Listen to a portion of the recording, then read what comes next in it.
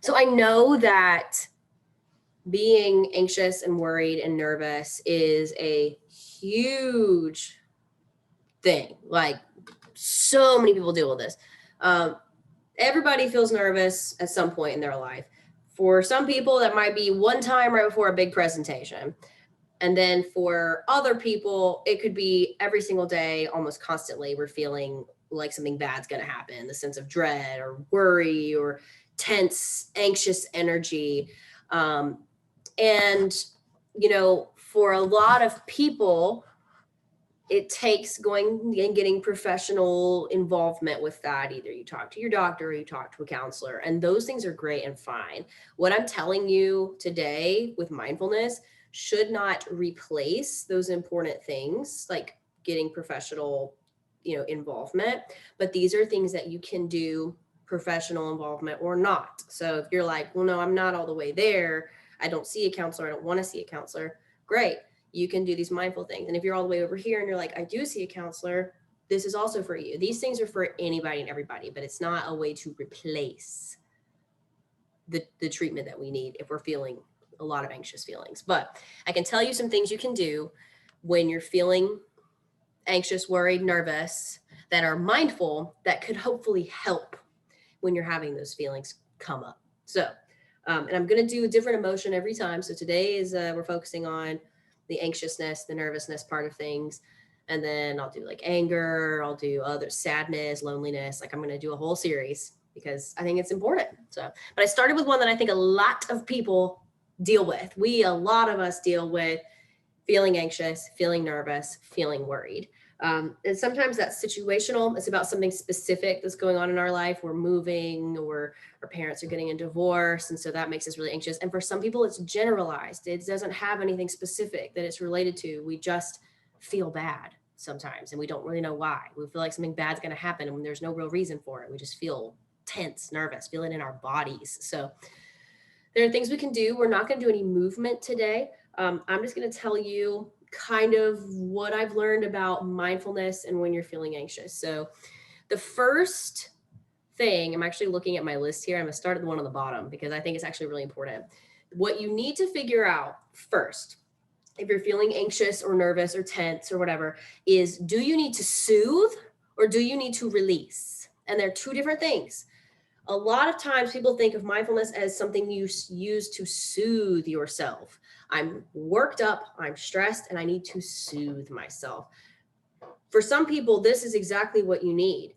For other people, we need a release. So let me tell you the difference. Soothing, it's like comforting yourself. So taking a hot bath, getting under a blanket, maybe a weighted blanket, lighting candles, listening to calm music, doing some, meditation.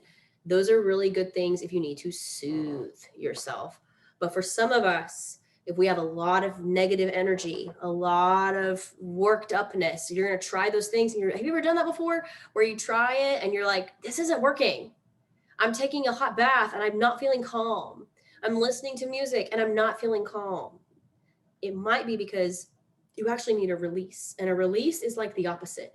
You're doing something really involved, really high energy, really stress related, but not stressful like mentally. It's like you stress on your body and then you feel better. It's like giving that negative energy a place to go. So example of a release would be like punching a pillow, doing like sweat exercise, like moving your body and getting that negative energy out the door is basically what that means. That's kind of the difference. And I kind of go back and forth for myself. Sometimes I need to soothe and sometimes I need a release. So, and sometimes you just need to vent. You need to validate yourself and talk to somebody. I'm feeling this way, And sometimes we want solutions and sometimes we want comfort. Sometimes we talk to people and they try to solve the problem. You're like, I don't need you to fix it. I just want you to tell me that what I'm feeling is valid. So also got to recognize what we need. So here's some things you can do. If you need a release, if you need soothing, that's the first thing you have to figure out is when you're feeling anxious. Do I need to soothe myself or do I need to release? Do I need to go out and do something physical and move my body and get some energy out? Or do I need to calm myself down? It might be a combination of both. You might start off releasing and then move into soothing. So First thing is progressive muscle relaxation. I think this is a really good releasing exercise. So I also call it stone and squish, where you're going to make parts of your body like stone and then you make it like squish, where it's like just released. So the first thing is you find a certain part of your body. We're going to do it together really fast. You don't have to do it. You can just watch, but if you're able to, it's actually kind of fun. You start off ground up. So we're going to start with our feet, and you make your feet into stone, which means you're going to tighten up all the muscles in your feet, clench them up really, really hard, and then release. You made your feet stone, then you made them squish. Next, move to your calf muscles. Make your calf muscles into stone. You're flexing them. You're engaging the muscles, and then you release. Then we move up to our thighs. You engage the muscles. You make your thighs into stone, and then you release. Move to your abs. Engage the muscles, make them into stone, rock solid abs, and then you release. With your arms too. So much of our stress is carried in our top half of our body, so bear with me. Let's get our arms going. Flex your arms. Don't do your hands yet. You can just hold them in fists, but you're going to flex your bicep, your forearm, and make them into stone, and then squish. Hands. Form them into fists, and then you dig those nails into your hands, and you make them into stone, and then you make them into squish. Beautiful. Now, let me tell you where we carry a lot of our anxiousness, a lot of our stress in our shoulders. So you're going to scrunch up your shoulders really, really high. You're going to make your shoulders into stone, and then you release into squish. You could probably do that 17 times if you wanted to. And the other one is really silly. I don't care if you see me do it, but you might be like, nope, nobody's going to see me do this. That's fine. You scrunch up your face, and then you release. And then the last one is you do your whole body. So every muscle, turn it into stone, and not like freeze it. I want you to clench it. And then you release.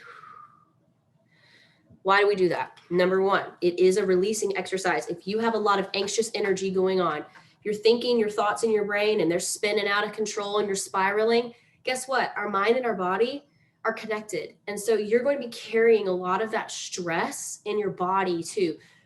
Doesn't just live up here. It's going to be in your body. Let me tell you something about myself. When I am stressed out, my stomach gets really upset. What the heck does that have to do with my brain and my thoughts? I don't know, but it's the truth. It's for real. And you can see that. You can look it up. People, when you get stressed out, it'll tear your stomach up. And that is me. So I have to be careful to keep my stress in check, or I have a lot of issues just eating normal food. And it's not triggered by a certain type of food. It's just my stress affecting how my body is operating. So our mind and our bodies talk to each other. This is why it's important that you're releasing that negative energy. If it's chilling in your body and you're feeling like a little, wound tight as a drum, the stone and squish exercise, this progressive muscle relaxation, will give that energy a place to go. It kind of like gives you a place to release it and then relax. Actually, a really good one to do at night before you go to sleep. So highly recommend. Next, and you guys know this one, but if you are looking for a soothing thing to do, mindful coloring, mindful Zentangles, little doodles. If you don't know what Zentangles are, you can look them up online. They're basically like patterns that you copy over and over and over, make beautiful designs once you've done like a lot of them. Just again, gives that energy a place to go. There's something else too I need to talk to you about. When you're feeling anxious, you shouldn't judge yourself for feeling that way. Our brains are made to feel anxiousness. The reason for that is when we were cavemen, long ago, when we were living in a very dangerous world, our anxiety served us. If we sat and thought about worst case scenarios and all the bad things that could happen, then we were more ready to face those dangers than our human friends over here who maybe were just chilling and having a good time. Oh, but then they're not prepared for if the saber-toothed tiger comes. I'm over here stressing about the saber-toothed tiger that isn't even here yet. But then when it shows up, I made a plan. So I know what I'm going to do. This person hasn't. So don't judge yourself for feeling anxious or worried. It's your brain trying to help you survive. Now, we live in 2021 and we don't need that kind of, stress outness about ourselves. We don't have saber-toothed tigers trying to jump out at us, but our brain is still operating on this it's like our brain hasn't updated its system in 15,000 years. And so we're still functioning like there are these real dangerous threats. What it is actually is our brains are very creative. So people who get really nervous, really worried, really anxious about stuff, you're actually super creative because you're thinking through things and creating scenarios in your mind. So coloring gives your creative brain, because you're very creative, a place for that creativity to go. Because that's what's happening, is it's like creativity, kind of gone off on its own little tangent. So we need to bring that right on back and give it a place to go. And so instead of letting our creativity go and be naughty over here, we're going to come back and let it do its thing lovingly, like a little puppy. Come back here, little creative brain. Let's not go entertain worst case scenarios. There, precious little puppy brain. Come here and let's do something creative and fun instead. So that's where the coloring comes in. Another thing too that you can do if you want to kind of like hack your body a little bit, a hack is like if you like hack a game or you hack a system, it's almost like a cheat code. A cheat code for calming yourself down is, and I say this all the time, but y'all, it's legit. Your breath is how you can get yourself, especially if you're feeling panicky. If you're feeling like you are in a panic situation, controlling the breath is the first thing you need to do. And let me tell you how. The key is to make your exhales longer than your inhales. I'm going to blow your mind for a second, and bear with me if you're like, whoa, I've said this before, but it's the truth. You have a nervous system, right? That's the communication highway inside your body, going from your brain down your spine and spreading out. So it tells our body to move. It's the communication part of our body. It's also the pain part, the sensing part. We have two different sides of that nervous system, and I'm simplifying this way down. But you have your sympathetic nervous system. That's the part that's like, be alert, be active, be vigilant, be aware. Like that's the part that keeps you alive, is that survival part. But then you also have the parasympathetic nervous system. That's the part that's rest and digest, relax, sleep, hang out with friends, hug your teddy bear. Like that is that part. So we have to have a balance. You can't have one and not the other. If you're all the time living in your sympathetic nervous system, you're gonna be stressed to death because all you're doing is hypervigilance all the time. You cannot also be all the time in your parasympathetic, because then you're just gonna be lounging around like a sloth. We cannot have that. We need to be vacillating between the two as needed, okay? But if you're not in your parasympathetic nervous system very much, we're gonna hack ourselves back into it through breathing. By breathing and extending our exhales, that's what's gonna help activate the parasympathetic nervous system. It's going to wake up that part of our nervous system, the rest and digest part of our nervous system. So simple breathing exercise. You can do it with me or not. We're going to count breaths. It's an easy thing to do. And I'm not saying count how many breaths. We're going to count the rhythm of our breaths. And by doing that, we're going to make our exhales a little longer. Do this regularly. Do this faithfully. You will start to change your brain. That's the research. It's not me. You go look it up. I'm dead serious. So what we're going to do is we're going to inhale for a count of 4. Nice, big, deep inhale. We're going to exhale for a count of 6. Okay, we're going to do this several times. I'm just demonstrating. Don't expect a magic potion at the end. I'm suddenly calm. It's not how it works, but it's something that you practice regularly. If you're feeling panic, if you're feeling overwhelmed, stop and do this. Maybe 10 cycles of this, and you'll start to bring yourself down, okay? So we're not going to do 10 breaths. Let's do a few of these together. So I want you to let all your air out. Here we go. To breathe in. 2, 3, 4. Hold the breath. 2, 3, 4. Out for 6. 2, 3, 4, 5, 6. Let's do it again. Breathe in. 2, 3, 4. Hold the breath. 2, 3, 4. Release. 2, 3, 4, 5, 6. Out for 7 this time. Breathe in. 2, 3, 4. Hold. 2, 3, 4. Release. 2, 3, 4, 5, 6, 7. Last one. Big breath. Breathe in. 2, 3, 4, hold, 2, 3, 4, out for 7, 2, 3, 4, 5, 6, 7, and done. Again, like all things, it takes practice, but by doing that, you're automatically sending a message back up that highway, that communication to your brain that says, I'm safe. When we take in oxygen by gasping serves a purpose. What do you think? Why do you think we gasp when we're afraid? You scared me. It's because we're taking in oxygen, getting ready to fight. Again, caveman. We're trying to fight off a saber-toothed tiger. So if you get startled by something, you've got to take a deep breath because you need oxygen to your muscles because you got to go fight a saber-toothed tiger. That's why we take big inhales. The opposite is big exhales. That's what makes us go. So I got to take a sip because I got worked up. Excuse me. So other things, I'm gonna give you a couple of tips and then we have time. I'll do one more brief one. So soothing and releasing. That one's a soothing one, the breath one, because we're calming ourselves down. If you have other suggestions, feel free to drop them in the chat too. I would love to hear them. Other things you can do, let me tell you, and I am guilty of this, okay? I preach into the choir. This is a huge source of stress for people. This right here. Let me tell you that if you were to take a little break, not from the phone maybe, but maybe like deleting the social media apps from your phone, whatever it is that like pops up first, like on your screen. Maybe you said I'm taking 3 days off, whatever. It will cleanse your brain.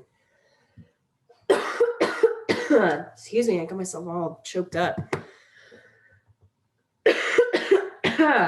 Hold that thought. I've got my drink here, but like, good grief. So take a break from the socials if you need to. Whatever social media you've got that stresses you out. I'm going to pause for a second. And it may not be like a social media app. It could be a news app or a Twitter or Reddit, like these forums. During the election, was reading a bunch of headlines, posts, stuff, and it was freaking me out. And I was reading them right before bed. And I had to stop myself. I had to be like, I cannot do this. I cannot do this. I'm getting so angsted out about what was happening with America. And the people who are posting, they're not experts. They're just regular people. And so they're saying, and what if this happens? And then what if that happens? And then what if this happens? And then what about this? A lot of it didn't happen because it was, things worked out. But in the moment, it was very scary. And I wasn't sure if there was going to be more violence. I wasn't sure if there was going to be, everything seemed very uncertain. And so these people are posting stuff and it was really getting my creative gears going. And I'm like, oh no, this is not good. And I'm sitting there going, what if this and what if that? And what if the world ends and what if blah, blah, blah. And I'm like, I have to stop. I cannot look at this anymore. And I especially cannot look at it in bed. So I think that is my biggest recommendation is like, notice whatever it is, whatever app you have, if it's making you stressed out, maybe take a break. I'm not saying it's bad. I'm not saying it's evil. Like social media is what it is. Like we're going to use it. That's normal life. But if you're noticing yourself getting sucked in like I did, and it was negatively affecting my ability to go to sleep and my mental health, I had to take a step back. I just couldn't do it. So it didn't mean I even had to delete it. I just had to go, you know what? I'm laying in my bed now. I'm not going to look at this. I'm going to look at something else. I've like downloaded a book from the library and was like, whatever, I'll just read a book. It was so boring, but you know what? It put me to sleep, which was what I needed to do anyway. So, excuse me, my gosh. So that's it. The last one I didn't get to, but we can do that one another day. Basically, it's, a meditation where you watch your thoughts. I've done the one on the highway, but this one is one where you float on the ocean and every thought that comes by is like a wave. So you're sitting on a boat in your mind and every thought is a wave.